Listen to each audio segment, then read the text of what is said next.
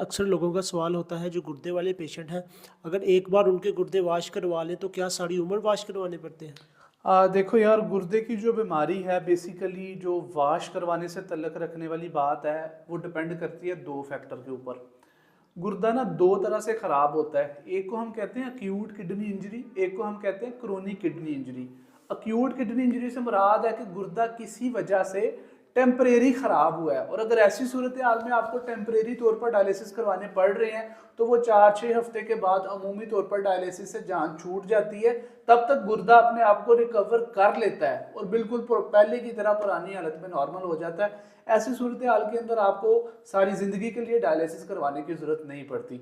लेकिन on the other hand जो दूसरी किस्म है जिसको आप क्रोनिक किडनी फेलियर या फिर क्रोनिक रीनल फेलियर जिस तरह भी आप कह लें, ऐसी सूरत में आप सादी सी मिसाल ये ले लें कि इंसानी जिस्म के अंदर गुर्दे तो मौजूद है लेकिन वो मुर्दा हालत में है। जब कोई चीज़ मुर्दा हालत में होती है तो दुनिया की कोई भी ताकत मासवाए अल्लाह ताला के उसको जिंदा करने की सलाहियत नहीं रखती है। तो फिर समझे, जब आपके गुर्दे हैं ही अंदर डेड मुर्दा हालत में पड़े, तो जब तक आप उनकी सफाई नहीं करवाएंगे, जो काम आपके गुर्दों ने करना था पेशाब के जरिए से गंदे मादे जिस्म के बाहर खारिज करने थे, अगर वो ना कर पाएंगे तो ये सारे गंदे मादे आपके जिस्म के अंदर इकट्ठा हो के आपके जिस्म के दूसरे हिस्सों को नुकसान पहुंचाते जाएंगे।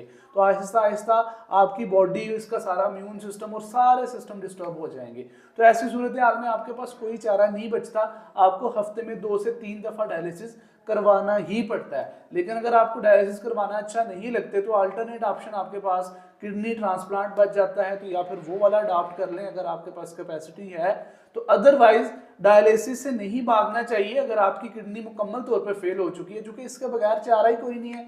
और जो लोग इससे भागते हैं तो एक टाइम आता है कि मरीज इंतहाई सीरियस हालत में चला जाता है और उस वक्त डॉक्टर्स भी कुछ नहीं कर पाते। उस टाइम पे घर वाले तो कहते हैं डॉक्टर साहब आपको जो बेहतर लगता है जान बचाने के लिए कर दें, डायलिसिस भी कर दें, ये भी कर दें, वो भी कर दें। लेकिन उस टाइम मरीज की हालत ऐसी होती है कि डायलिसिस करना, ये वो करना कुछ भी कारआमद साबित नहीं होता।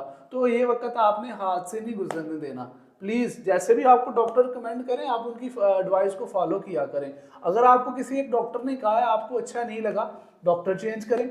दूसरे डॉक्टर की सेम तजवीज आ रही है, नहीं पसंद आई, नहीं आपको इत्तेफाक, तीसरे डॉक्टर के पास चले जाएं। आप डॉक्टर तब्दील कर लें, आप मुख्तलिफ डॉक्टर से मशवरा ले लें, लेकिन जो एडवाइस है वो डॉक्टर की फॉलो करें, ना कि मोहल्ले वालों की।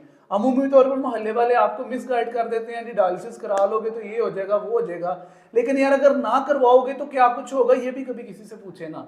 तो ऐसे ना किया करें। अपनी सेहत से मुतल्लक जब भी मशवरा लेना है हमेशा डॉक्टर से लें, क्योंकि जो भी बंदा अपनी फील्ड का होता है वो आपको उसके बारे में गाइड कर देता है। लेकिन आप हेल्थ के बारे में एक ऐसे शख्स से जब आप मशवरा लेंगे जिसका हेल्थ से कोई तल्लक नहीं है, उसने कोई डिग्री नहीं की, उसका इस फील्ड में कोई एक्सपीरियंस नहीं है, तो वो आपको किस तरह से उसके बारे में अच्छा मशवरा दे सकता है।